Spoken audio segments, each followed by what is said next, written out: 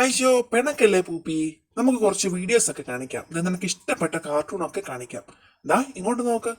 നോക്കടാ.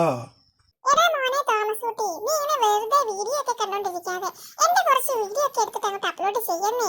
എന്നെ ഒന്ന് വൈറലാക്ക. നിന്നോട് എത്ര നാളായിട്ട് പറയുന്ന കാര്യം അത്. എല്ലാവരും ഓരോ പേട്ട് പെട്ടിട്ടൊക്കെ വീഡിയോസ് ഒക്കെ എടുത്ത് ഇടുന്നുണ്ട്. ഇത്രയും സുന്ദരനായ നീ ഇവിടെ എന്റെ ഒരു വീഡിയോസ് പോലും എടുത്തിടാറില്ല.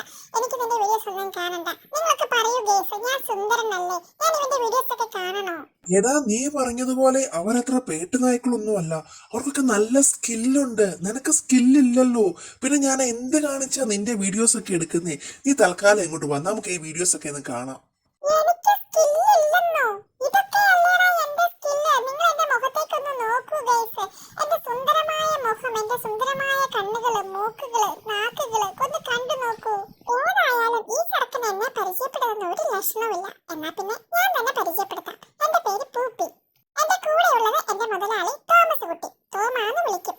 എന്റെ വീഡിയോസ് ഒക്കെ എടുക്കുന്നത് ഇഷ്ടമായതുപോലെ തോമസ് കുട്ടിക്ക് അവന്റെ വീഡിയോസ് എടുക്കുന്നതിലും ഒട്ടും താല്പര്യമില്ലാട്ടോ. എന്റെ കാര്യങ്ങളൊക്കെ കൂടുതൽ നോക്കുന്നതും നമ്മുടെ തോമസ് കുട്ടി തന്നെയാണ് കേട്ടോ. നമ്മുടെ തോമസ് കുട്ടി 10ാം ക്ലാസ്സിലാണ് പഠിക്കുന്നത്. പരീക്ഷാ സമയം ആയതോടുകൂടി എന്നെ നോക്കാനും കൊഞ്ചിക്കാനും ഒന്നും ആൾക്ക് തീരെ സമയമില്ല.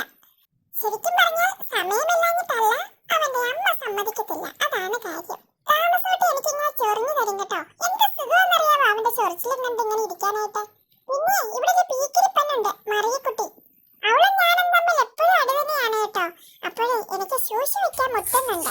അപ്പോൾ ഇന്നത്തെ വീഡിയോ